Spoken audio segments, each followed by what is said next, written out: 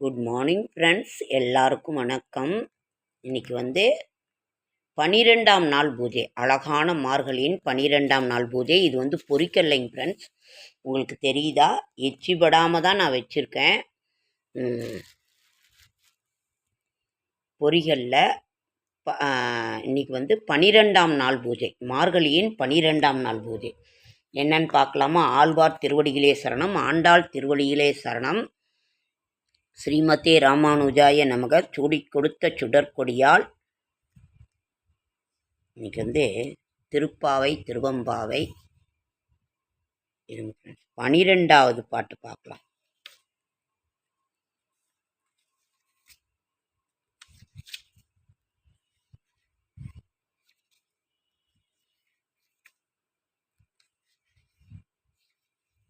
பதினொன்று முடிச்சிட்டோம். இன்னைக்கு 12.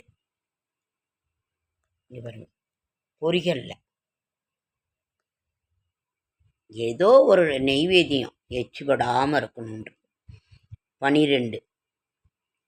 கணத்திலங்கற்றெருமை கன்று கிறங்கி நினைத்து முளை வழியே நின்று பால் சோர நனைத்தில்லம் சேராக்கும் நற்செல்வன் தங்காய் பனித்தலை வீழ நின் வாசற் கடைபற்றி சினத்தினால் தென்னிலங்கை கோமானை செற்ற மனத்து கிணியானை பாடவும் நீவாய் திறவாய்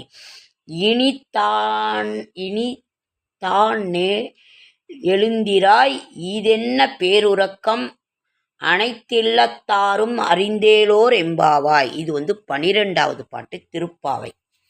திருவம்பாவை பாடலாமா?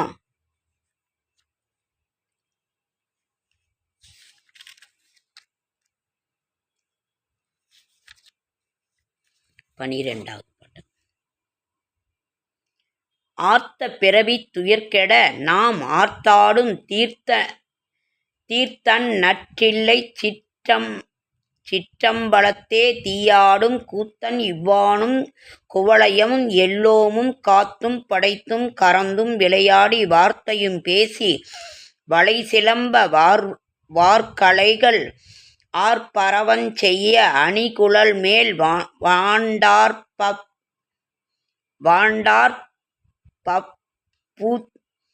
பூத்திகளும் பொய்கை குடைந்துடையான் பொற்பாதம் ஏத்தி இருஞ்சுனை நீராடேலோர் எம்பாவாய்.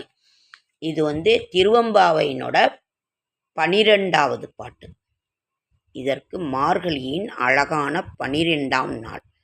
நீங்கள்லாம் என்ன நெய்வேத்தியம் வச்சுங்க, எப்படி பண்ணுனீங்கிறத சொல்லுங்கள் ஃப்ரெண்ட்ஸ்.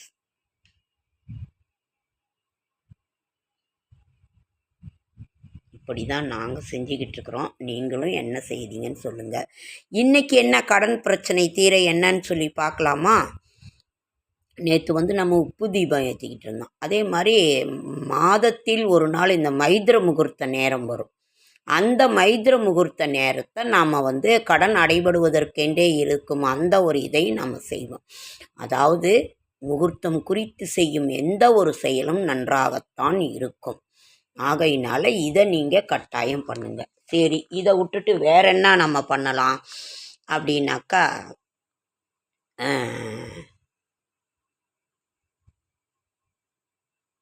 ஒவ்வொரு வெள்ளிக்கிழமையுமே 2 விளக்கு, நெய் விளக்கு அல்லது நல்லெண்ணெய் விளக்கு தொடர்ந்து நாம் இதை வைத்து நாம் என்னோட கடன் பிரச்சனை தீரணும், வீடு வேணும், செல்வம் வேணும், நகை திருப்பணும் இப்படின்னு சொல்லி சாமி முன்னாடி வைத்து ஒரு 2 வாழைப்பழம் வைங்க. வெற்றிலை பாக்கு வச்சு வாழைப்பழம் வைத்து நிச்சயம் இதை கேளுங்க. இல்லை வீட்டில் என்ன இருக்குதோ அதை வைத்து நீங்கள் கேளுங்கள். கடன் தீர எளிய முறை இது. டெய்லி ஒன்று பார்க்கலாம். நம்ம தெய்வத்தினோட இதில் நம்ம இப்படி மனமுருகி நெஞ்சுருகி நம்ம கஷ்டப்பட்டு இப்படி கேட்கறது நிச்சயம் அது விழாமல் போயிடுமா? நிச்சயம் கேட்கும். நம்மளோட கஷ்டங்கள் தீரட்டும். நமக்கு அப்படி தொழிலே இல்லைன்னா கூட அந்த தொழிலை நமக்கு அமைச்சு கொடுக்குற மாதிரி நிச்சயம் அந்த தெய்வம் நமக்கு செய்வோம் அப்படின்ற நம்ம நம்பிக்கையோடு இருப்போம். ஓகேங்க ஃப்ரெண்ட்ஸ், லைக் பண்ணுங்கள், ஷேர் பண்ணுங்கள், கமெண்ட் பண்ணுங்கள், சப்ஸ்கிரைப் பண்ணுங்கள். என்னால் முடிந்த ஆன்மீக தகவலை தரேன், நல்ல தகவலை தரேன். என்னோடய ஷார்ட்ஸ் வீடியோ பார்க்குற அனைவருக்கும் நன்றி. இது வேறு பூங்க ஃப்ரெண்ட்ஸ். அதுலேயே நாள் கட்டி வச்சுட்டது, இப்போ 2வது நாளில் அது நிறையாவே வருது. இது 1 கிலோ 1/2 கிலோ வாங்குகிறோம். இந்த பூ 1/2 கிலோ 1/4 கிலோ அது வாங்கும் பொழுது நமக்கு சரி வருது. அன்றன்றைக்கு நம்ம பூ வைக்கிறது நல்லா இருக்குது. ஓகேங்க ஃப்ரெண்ட்ஸ்,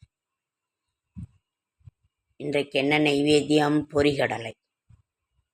12ஆம் நாள் கடன் பிரச்சனை தீர இதில் ஒரு வழி இன்று நாம் செய்திருக்கின்றோம். அதற்கு பிறகு நாம் இன்னொரு நாள் இன்னொன்று நாம் என்னன்னு சொல்லலாம்.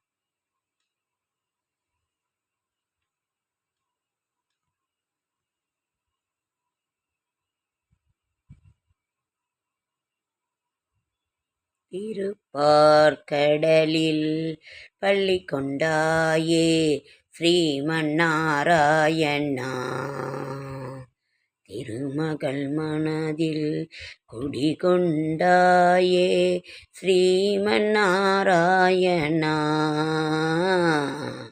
ஓகே ஃப்ரெண்ட்ஸ், அடுத்த வீடியோவில்